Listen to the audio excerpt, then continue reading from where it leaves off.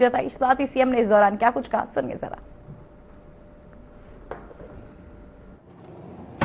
वितरित करने के लिए आयोजित आज के समारोह में प्रदेश की राजधानी लखनऊ में आयोजित आज के इस कार्यक्रम में मंच पर मेरे साथ उपस्थित प्रदेश सरकार के उप मुख्यमंत्री श्री ब्रजेश पाठक जी, वित्त और संसदीय कार्य विभाग के मंत्री श्री सुरेश कुमार खन्ना जी, नगर विकास और ऊर्जा विभाग के मंत्री श्री ए.के. शर्मा जी, राज्य मंत्री नगर विकास श्री राकेश राठौर गुरु जी, आज के इस कार्यक्रम में उपस्थित माननीय विधायक श्री योगेश शुक्ला जी, अमरेश कुमार जी, विधान परिषद सदस्य रामचंद्र प्रधान जी, प्रदेश के विभिन्न जनपदों में आयोजित आज के इस वितरण कार्यक्रम में उपस्थित प्रदेश सरकार के मेरे मंत्रिमंडल के सभी सहयोगी मंत्रीगण, माननीय जनप्रतिनिधिगण, लाभार्थी बहन और भाइयों, एक साथ 90,000 परिवारों को प्रधानमंत्री आवास योजना की पहली किस्त वितरण के लिए आयोजित इस समारोह के अवसर पर मैं आप सबको हृदय से बधाई देता हूं, आप सभी का अभिनंदन करता हूं। बहनों और भाइयों, हर एक व्यक्ति का होता है एक सपना कि उसके पास घर हो अपना, यानी उसके सिर को ढकने के लिए अपना एक घर हो।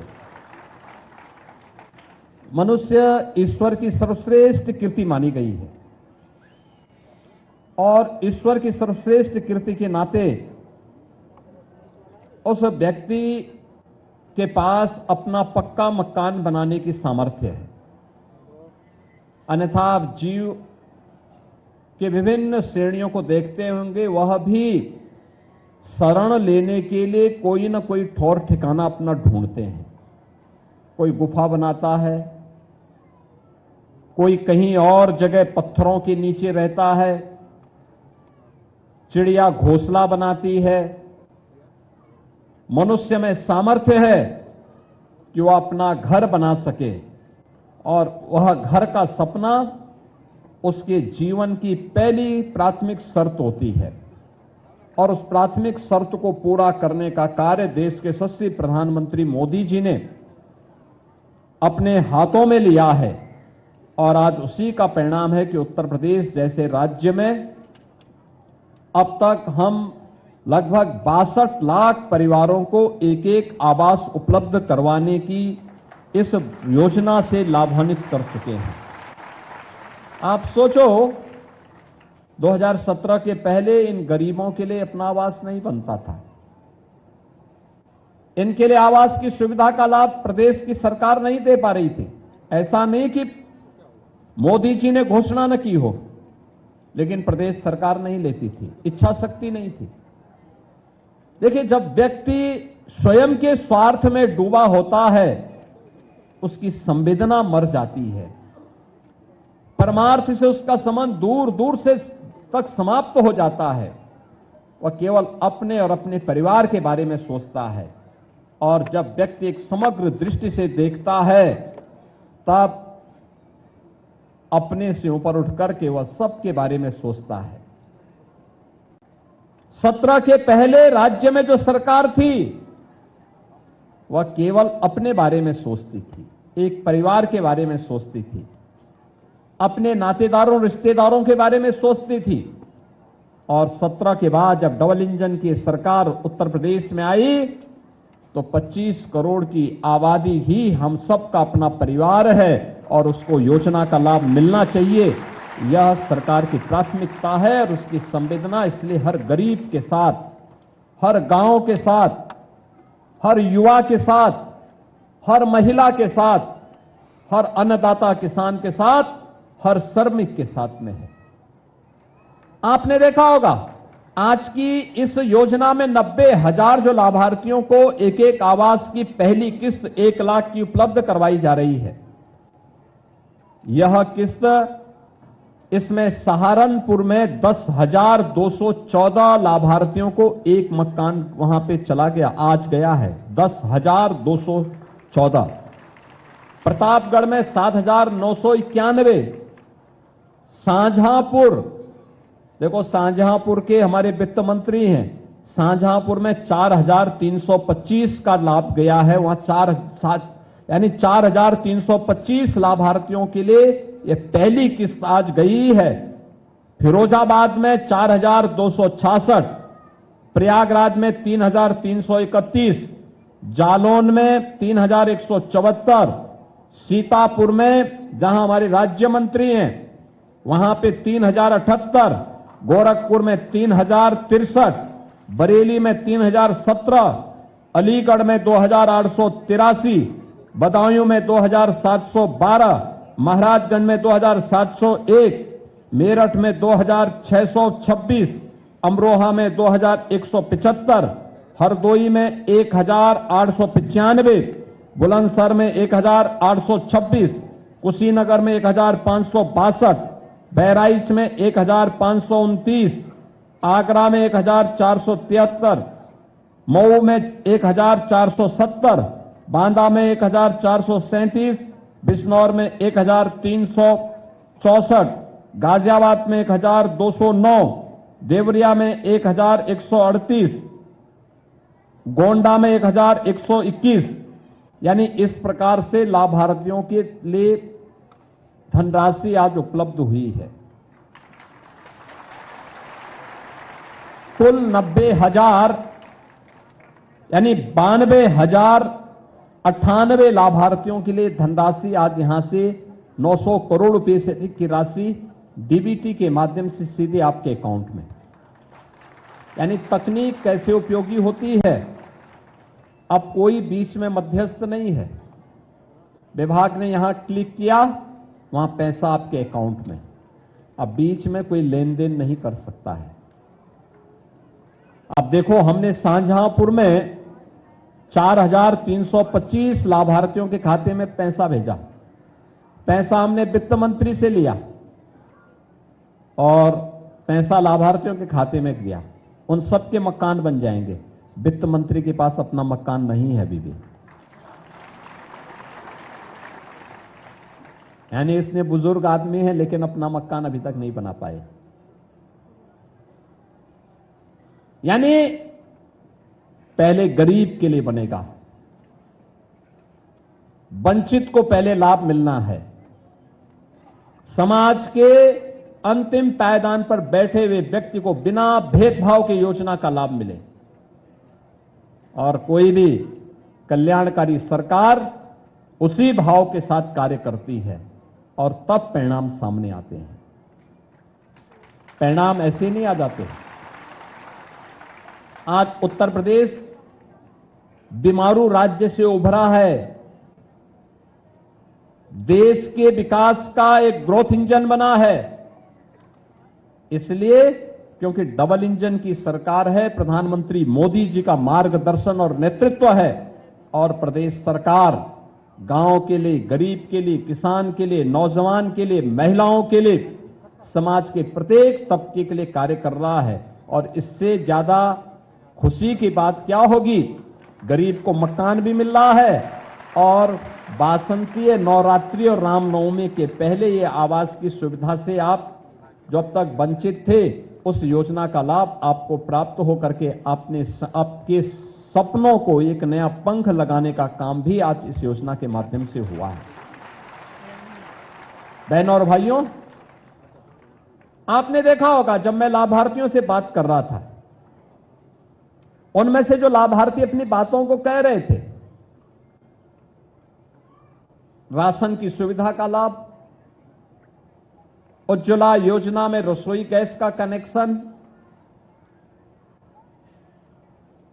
प्रधानमंत्री आयुष्मान भारत में प्रतिवर्ष 5 लाख रुपए की स्वास्थ्य बीमा का कवर, निराश्रित महिलाओं के लिए 12,000 रुपए महीने पेंशन की सुविधा का लाभ, ये वार्षिक पेंशन की सुविधा का लाभ, वृद्धजनों के लिए वार्षिक 12,000 रुपये पेंशन की सुविधा का लाभ, दिव्यांग जनों के लिए भी इस सुविधा का लाभ उसी रूप में प्रदान करने का कार्य हो रहा है और उत्तर प्रदेश में 1,06,00,000 ऐसे लाभार्थियों को प्रतिवर्ष 12,000 रुपये हम लोग उपलब्ध करवा रहे हैं। कोई भेदभाव नहीं। हमारे लिए 25 करोड़ की आबादी का राज्य ही हमारा परिवार है। हमने चेहरा देख करके योजना का लाभ नहीं दिया है। दलित है, वंचित है, पिछड़ा है, कमजोर है, गरीब है, महिला है, इन सबको ध्यान में रख करके उन योजनाओं का लाभ उस तक पहुंचाने का काम किया।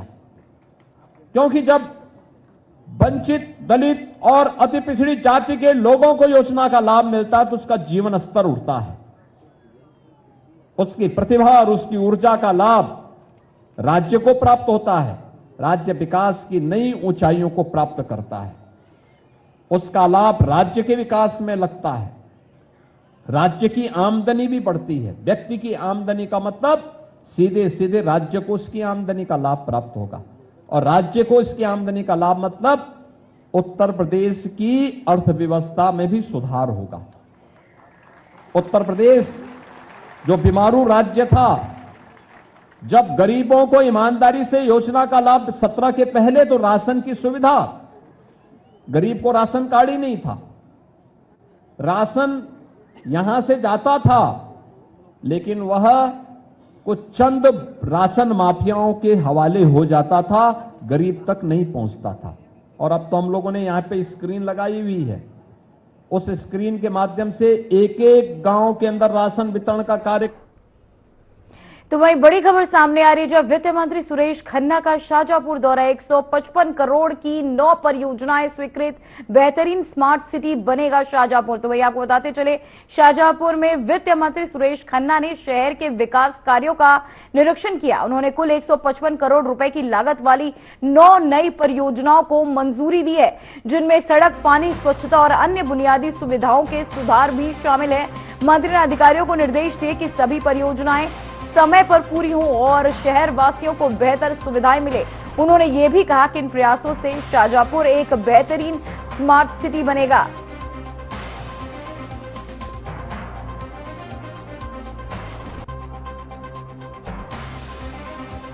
तो वहीं आपको बताते चले, वित्त मंत्री सुरेश खन्ना का ये बयान जो है सामने आया, बेहतरीन स्मार्ट सिटी बनेगा शाहजहांपुर। तो वहीं एक और बड़ी खबर सामने आ रही है, जो अखिलेश यादव पर डिप्टी सीएम का पलटवार। केशव प्रसाद ने अखिलेश यादव पर साधा निशाना। 2027 और 2017 से ज्यादा हालत खराब होगी। 2017 में सपा सत्ता नहीं बचा पाई, डिप्टी सीएम का यह बयान जो है सामने आया, जहां उत्तर प्रदेश के डिप्टी सीएम केशव प्रसाद मौर्य ने सपा अध्यक्ष अखिलेश यादव पर तीखा हमला किया। उन्होंने कहा कि 2017 में सपा सत्ता नहीं बचा पाई थी और यदि सपा 2027 में सरकार बनाती है तो प्रदेश की हालत 2017 से भी बदतर हो सकती है। डिप्टी सीएम ने चेतावनी दी कि सपा के आने से सुरक्षा, कानून व्यवस्था और विकास के मामले प्रभावित होंगे। उनके इस बयान को यूपी विधानसभा चुनाव की तैयारियों और सियासी बहस के हिस्से के रूप में देखा जा रहा है। राजनीतिक माहौल में ये बयान नया मोड़ जोड़ सकता है। तो ये आपको बताते चले, बड़ी खबर सामने आ रही है, जहां अखिलेश यादव पर डिप्टी सीएम का ये पलटवार।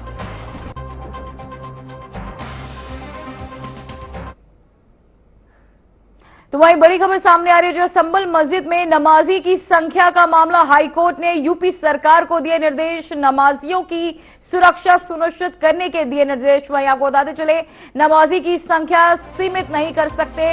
हाईकोर्ट का यह आदेश जो है सामने आया, नमाजियों की सुरक्षा सुनिश्चित करे, हाईकोर्ट ने कहा। वहीं बाधा डालने वालों पर एक्शन भी निर्देश दिए कोर्ट ने, और साथ ही प्रशासन का आदेश कल ही किया था खारिज। तो वहीं आपको बताते चले, इलाहाबाद हाई कोर्ट ने संभल मस्जिद में नमाजी की संख्या को सीमित करने वाले प्रशासनिक आदेश को रद्द कर दिया है। कोर्ट ने स्पष्ट किया कि किसी भी तरह से नमाजियों की संख्या पर रोक नहीं लगाई जा सकती।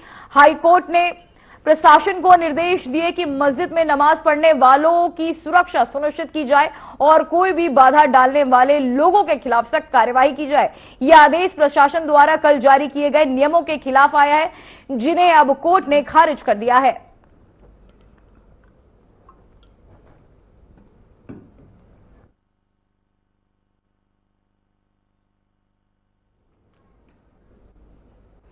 तो वहीं कानपुर ने छत्रपति शाहू जी महाराज विश्वविद्यालय के विधि छात्र मोर्चा के छात्रों ने जिलाधिकारी कार्यालय में मुख्यमंत्री योगी के नाम ज्ञापन सौंपा। छात्रों का आरोप है कि विश्वविद्यालय से जुड़े कॉलेज तय परीक्षा शुल्क 800 से 1500 रुपए से अधिक वसूल रहे हैं। वहीं स्क्रूटनी फीस वापस मिलने से 1 से 2 साल की देरी होती है और डिग्री में गलती होने पर भी दोबारा शुल्क लिया जाता है। संचालक अनुज त्रिपाठी ने कुलपति विनय पाठक पर कटाक्ष करते हुए कहा कि उनका नाम वसूली पाठक होना चाहिए।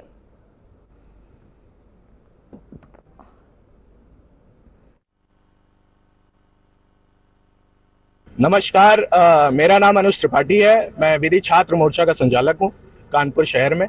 और हम सब जितने भी एलएलबी के छात्र हैं आज शांतिपूर्ण तरीके से जिलाधिकारी कार्यालय का घेराव करते हैं यूनिवर्सिटी के विरोध में, जो यूनिवर्सिटी एक वसूली कर रही है छात्रों से। जब शासन ने सारे कोर्सों की एक निर्धारित फीस तय कर रखी है, यूपी सरकार ने 800 रुपए, 1000 रुपए और 1500 रुपए सब्जेक्ट वाइज। जैसे एलएलबी का मैं छात्र हूं तो मुझे पता है कि प्रति सेमेस्टर 1000 रुपए फीस है। लेकिन यूनिवर्सिटी के जो हमारे विनय पाठक जी हैं, जो अब अपना नाम अच्छा हो, बेहतर हो, बदल लें, वसूली पाठक कर लें, क्योंकि बच्चों से इतना उत्पीड़न कर रहे हैं बच्चों का, छात्रों का, कि केवल कमाई का जरिया बना रखा उन्होंने। 1000 रुपए वो प्रति सेमेस्टर ना लेके 1290 रुपए प्रति सेमेस्टर छात्रों से ले रहे हैं, जो 480 रुपए सेकेंड ईयर और थर्ड ईयर के छात्रों को अधिक देना पड़ रहा है। वहीं 980 रुपए फर्स्ट ईयर के छात्रों से ज्यादा ले रहे हैं। जब शासन ने निर्देश दिया है, स्ट्रिक्ट निर्देश दिया है कि 1000 रुपए फीस है, उससे ज्यादा आप नहीं ले सकते, तो ये किस तहत पे ले रहे हैं? एफिलेटेड कॉलेज यूनिवर्सिटी के दबाव में, विनय पाठक जी के दबाव में छात्रों के ऊपर दबाव दे रहे हैं कि अगर आप बढ़ी हुई फीस नहीं देते हैं तो जो 2 और इवन सेमेस्टर्स में आपके प्रैक्टिकल होते हैं या फाइलें होती हैं, वो हम आपको प्रोवाइड नहीं कराएंगे। तो ये केवल एक तरीके से छात्रों का उत्पीड़न है कि किसी ना किसी तरीके से छात्रों से वसूली करो। अभी हाल ही में मैं एक और मुद्दा आपके सामने लाऊंगा कि अभी हाल ही में ऑड सेमेस्टर के जितने भी रिजल्ट्स घोषित हुए हैं, उसमें मैक्सिमम 80% छात्रों को 1 से 2 सब्जेक्ट में फेल कर दिया है, बीपीआरडी लगा दी है, और केवल उनको बैक फीस से मतलब है। हम लोग इस प्रकरण को इससे अटैच करके देखते हैं कि पूर्व में छात्र हमारा एक मुद्दा ये भी खुला था कि विनय पाठक जी कॉपी जांच करवाने के नाम पे अपनी मनचाही कंपनियों को टेंडर देते हैं और फिर उनसे कमीशन लेते हैं। तो वो केवल यहाँ पे कमाई के लिए उन्होंने यूनिवर्सिटी को बना रखा है और छात्रों का उत्पीड़न हो रहा है। तो हम योगी आदित्यनाथ जी को संबोधित एक ज्ञापन जिलाधिकारी कार्यालय को देते हैं, जिसमें ये सारी समस्याओं का मेंशन है, और जिलाधिकारी जी ने आश्वासन दिया है कि वो जल्द से जल्द इस पर उचित कार्रवाई करवाएंगे और शासन के जो निर्देश है उसको जल्द से जल्द इंप्लीमेंट कराएंगे। और मैं आपको आपके माध्यम से ये भी कह सकता हूं कि जितने भी एफिलिएटेड कॉलेज, चाहे वो किसी महाविद्यालय हो, विधि विद्यालय हो, अगर वो छात्रों को उनकी शैक्षिक संस्था कार्यकाल में बाधा बना रहे हैं, ये वसूली जो एक्स्ट्रा चार्जेस है उसको पेमेंट करवा के उनको फाइल प्रोवाइड करेंगे, सब करेंगे, तो अपने आप कॉलेज के दरवाजे मजबूत कर लीजिएगा, क्योंकि विधि छात्र मोर्चा आपके कॉलेज कैंपस में जोरदार प्रदर्शन करने के लिए बाध्य। तो वहीं पीलीभीत पुलिस अधीक्षक और सहायक पुलिस अधीक्षक के निर्देश में साइबर क्राइम टीम थानों के हेल्प डेस्क और CEIR पोर्टल की मदद से 206 खोए हुए मोबाइल फोन बरामद किए। इन मोबाइलों की कुल कीमत लगभग 24,29,440 बताई गई है। मोबाइल मिलने के बाद लोगों के चेहरे पर खुशी साफ दिखाई दे रही है।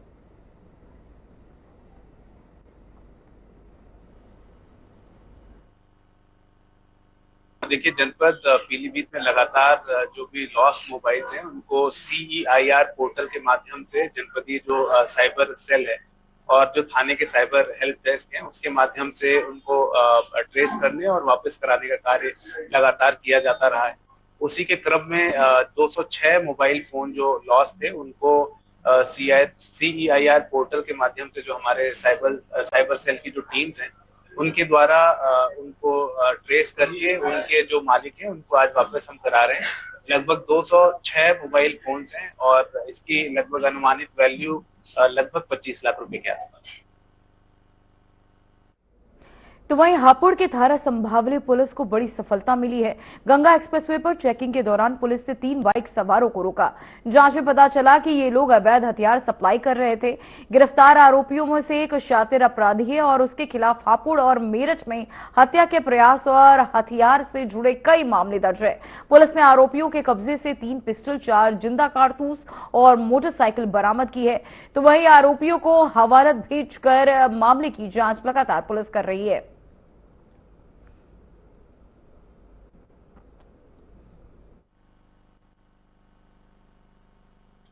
देखिए, श्रीमान पुलिस अधीक्षक महोदय जनपद हापुड़ के निर्देशन में थाना सिंबावली की टीम गंगा एक्सप्रेसवे पर चेकिंग कर रही थी, जब 3 संदिग्ध अपराधियों को पुलिस टीम के द्वारा गिरफ्तार किया गया है। इनके नाम दिव्यांश, विनीत और नितिन बताए जा रहे हैं। ये 3 अपराधी जो हैं, ये पिस्टल सप्लाई करने का काम करते हैं। जो ये अभियुक्त रेहान बिलौरी जनपद जो निवासी मेरठ के हैं, इनसे लेकर आए थे और आगे सप्लाई करने का इनका प्रयास।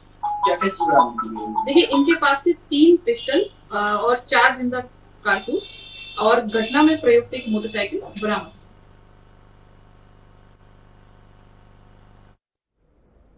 तो वहीं गाजियाबाद के लोनी बॉर्डर इलाके में पंजाब एंड सिंध बैंक में खौफनाक घटना हुई। बैंक के सुरक्षा गार्ड रविंद्र हुड्डा ने मैनेजर अभिषेक शर्मा को गोली मार दी। गोली उनकी छाती में लगी और उन्हें तुरंत अस्पताल ले जाया गया, लेकिन इलाज के दौरान उनकी मौत हो गई। शुरुआती जांच में पता चला कि गार्ड और मैनेजर के बीच छुट्टी को लेकर विवाद चल रहा था। घटना के बाद गार्ड फरार हो गया। पुलिस ने आरोपी की तलाश के लिए कई टीमें बनाई और बैंक और आसपास के सीसीटीवी फुटेज खंगाले जा रहे हैं।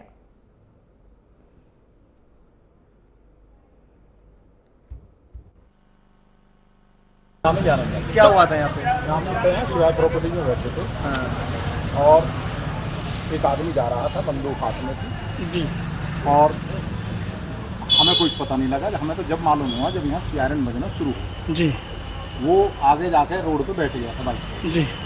हम यहाँ ऑफिस से ही देख रहे थे जी। मैं था संजय जी। अच्छा, उसकी वेशभूषा किस टाइप की थी? एक कुर्ता था, एक पजामा था, एक सिर के उसने वो बांध रखा था जी। पापा था। तो क्या हुआ यहाँ पर? यहाँ गए, हमें तो गोली की आवाज आई जी, लेकिन हमें आवाज आई सियारन। क्या पता चला अब तक? पता जब चला जब वो बंदूक लेके जा रहा था, सियारन बजा। हमने बाहर को जो देखा तो बैंक में सियारन। किस तरीके की बंदूक उसने ले रखी थी? बंदूक लंबी थी। अब क्या जानकारी मिली है बैंक से? आपको को बैंक से कोई जानकारी नहीं मिली, हम बैंक में नहीं गए। बैंक का स्टाफ उसे लेके चला। तो किसको गोली लगी है कुछ पता है? मैनेजर को। क्या नाम है उनका? ये पंजाब सिंध बैंक में एक दोपहर में सूचना आई थी थाना लोनी बॉर्डर में। यहाँ के मैनेजर अभिषेक को इसी बैंक के गार्ड रविंदर ने गोली मार दी है। इन्हें उपचार के लिए अस्पताल ले जाया गया है। अभी सूचना आई है कि उनका उपचार के दौरान मृत्यु हो गई है और गार्ड को पकड़ने के लिए हमारी टीम गठित की गई है और शीघ्र उसकी गिरफ्तारी कर ली जाएगी और पूछताछ उसकी करने के उपरांत और जो तहरीर प्राप्त होगी इसके उपरांत हम लोग अन्य वैधानिक कार्रवाई कराएंगे। सर, बैंक में जब आप आए हैं तो प्राथमिक जो सूचना है वो क्या कारण रहा है गोली मारने? अभी तो यही बताया गया कि कुछ उससे कहा सुनी थी। आज वो बैंक में आया नहीं था अपनी ड्यूटी पर और मैनेजर से कुछ कहा सुनी है, इसके दौरान उसके द्वारा गोली मारना जाना बताया जा रहा है। बाकी उससे मिलने के बाद पूछताछ के उपरांत ही सारी स्थितियां क्लियर हो पाएंगी। बंदूक सर अंदर थी या वो साथ लेकर आया था पहले? नहीं, बंदूक यहाँ पर जमा थी और वो बंदूक वहाँ से वापस लेकर के फिर उनसे बातचीत की। उसी दौरान कितने लोग थे साथ में? अभी तो उसी का नाम आया प्रकाश में। बाकी हम लोग और छानबीन कर रहे हैं और अगर कोई इसमें होगा तो उसका भी उसको हम लोग करें। तो वहीं बरेली की रहपुरा चौधरी इलाके में एक दुखद घटना सामने आई। पति पत्नी के विवाद को सुलझाने के लिए बुलाई गई पंचायत ने आपको बता दें दामाद ने अपनी सास और साले को चाकू मारकर बेरहमी से हत्या कर दी। पत्नी बीच बचाव करने आई लेकिन वह गंभीर रूप से घायल हो गई, जिसे निजी अस्पताल में भर्ती कराया गया है।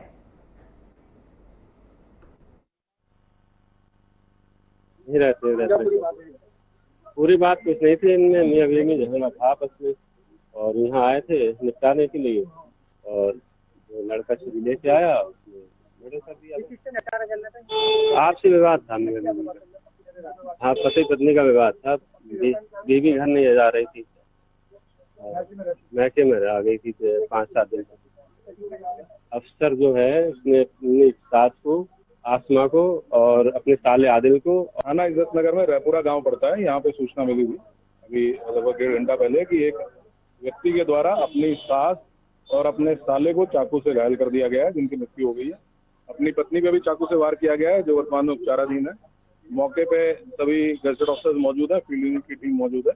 मेरे द्वारा यहाँ जो घटनास्थल है उस घर में लोगों से पूछताछ की गई है, बातचीत की गई है। उनके द्वारा बताया गया कि ये पति पत्नी का विवाद आपस में था। फिलहाल उत्तर प्रदेश की खबरों में इतना ही। देखते रहिए आर्यन टीवी।